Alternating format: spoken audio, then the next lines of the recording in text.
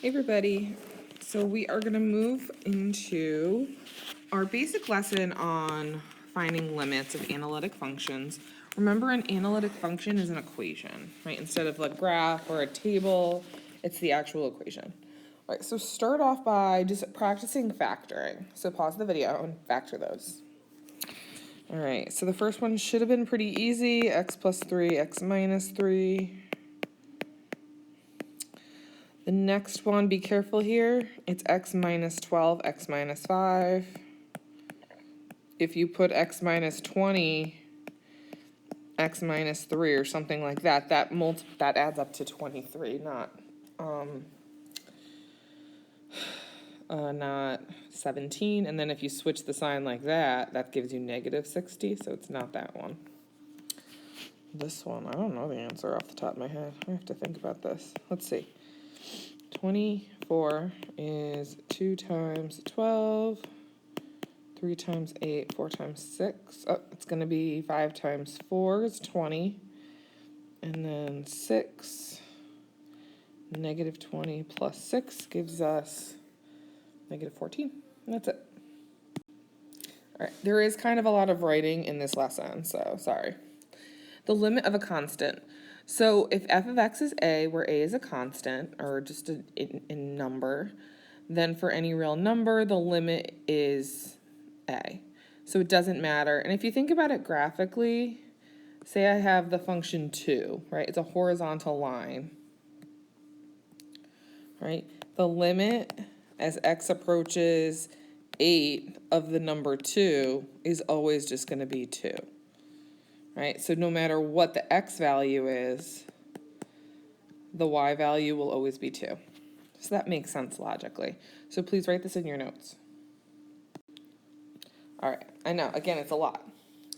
All this is saying the limit of a sum, difference, and products if f and g are functions for which the limit as x approaches c and g exist. So as long as the limit exists, you can separate them through addition, subtraction, multiplication, and division.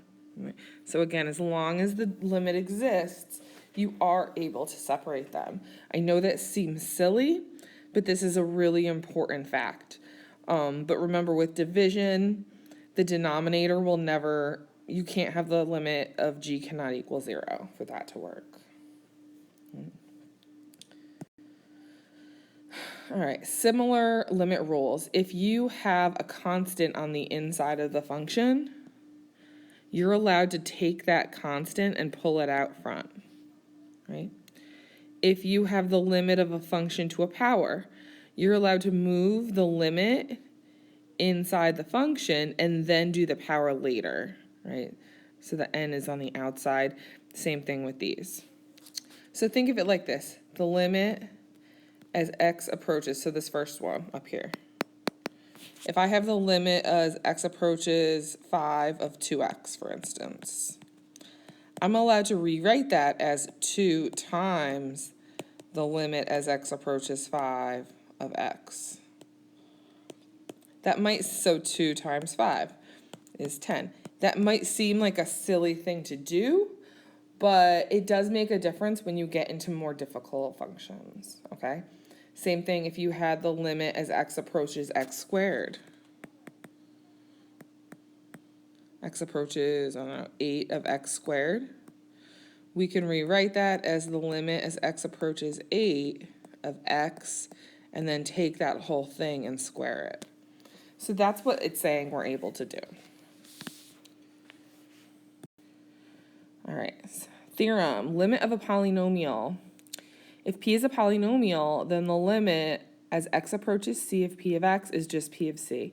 So we're allowed, when it's a polynomial, to just plug in, right? Again, because a polynomial is a continuous function. There's no weird issues, right? They're nice and smooth. There's no weird gaps. There's no holes. So it doesn't matter. There aren't going to be any places where you can't plug in because the domain is all real numbers. The range is all real numbers. Okay. So I'm going to write this out the weird way first. We're going to do this one using the weird way. But We're not going to have to do this every time, I promise.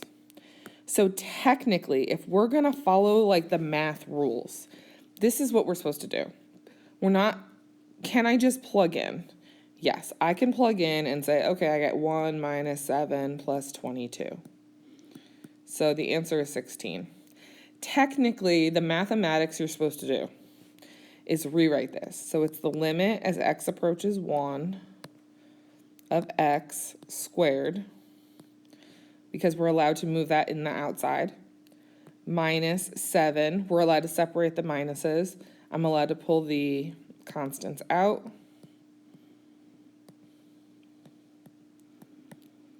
So we're supposed to technically do this every single time. Now, do we? No, that would be weird.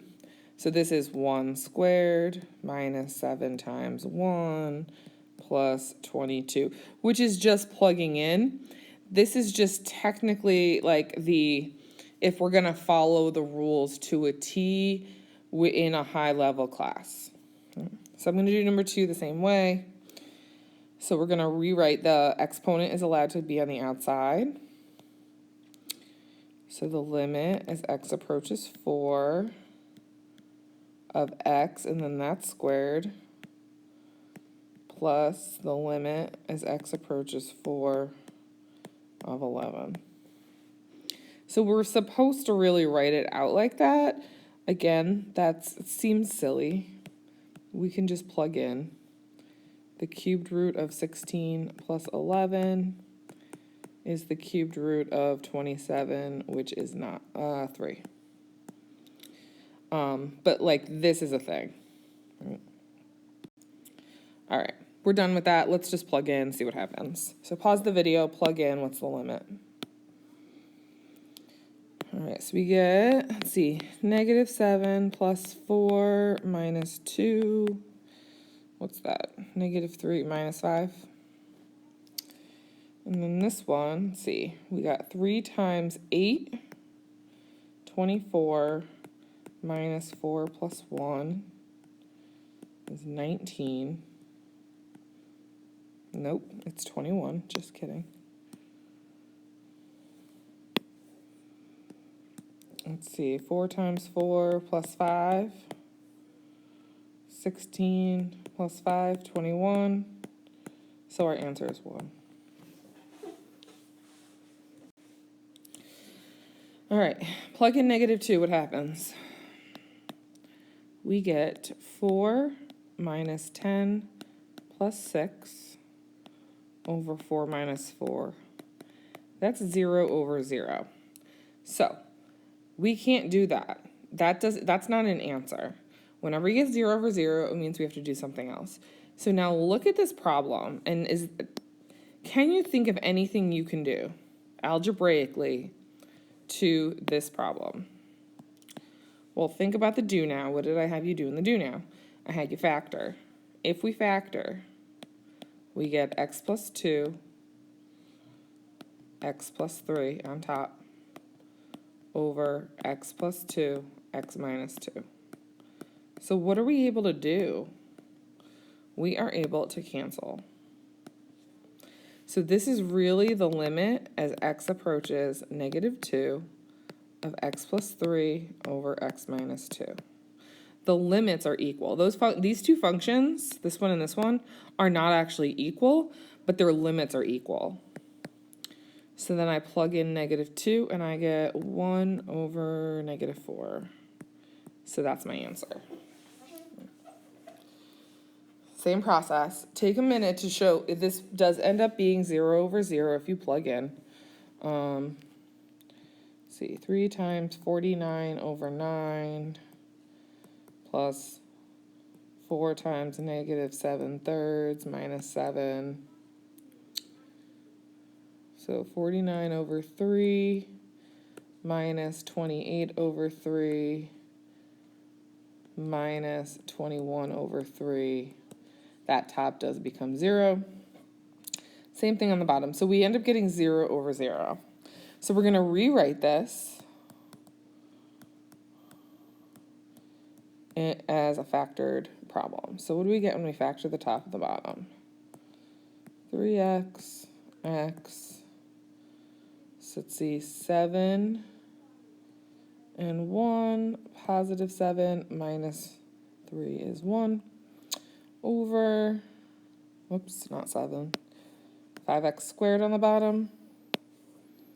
Factor that. We're left with 3x plus 7. So the 3x plus 7s are going to cancel. So this equals the limit as x approaches negative 7 over 3, x minus 1 over 5x squared. Now we plug in negative 7 over 3 minus 1 over 5 times 49 over 9. Ugh. What's that? Space. Let's see, we got negative 10 over 3. And this gives us 9 over 5 times 49. So on top, I get a 2 and a 3. Negative 6 over 49. I may have done that wrong, guys. I'm really sorry if I did. So that's the idea here, is if you get 0 over 0, you factor and cancel. All right, so that idea of 0 over 0 is called an indeterminate form. When you take a limit and get 0 over 0, this is called an indeterminate form. This form does not give enough information about whether the limit exists. Algebra must be utilized to rewrite the function and then find the limit. So we're going to do algebra in some way. Factoring and canceling is the easy one. There are other methods. I'm going to show you on the next one. We have one more problem that is more difficult, but we're going to do a lot of it. It's really not hard. It's just you probably wouldn't think to do it. Okay, so here's one that you would not necessarily think to the process for this. So if you plug in, again, you get 0 over 0. So we need to rewrite this, do some algebra. So think back to Algebra 2. I had most of you.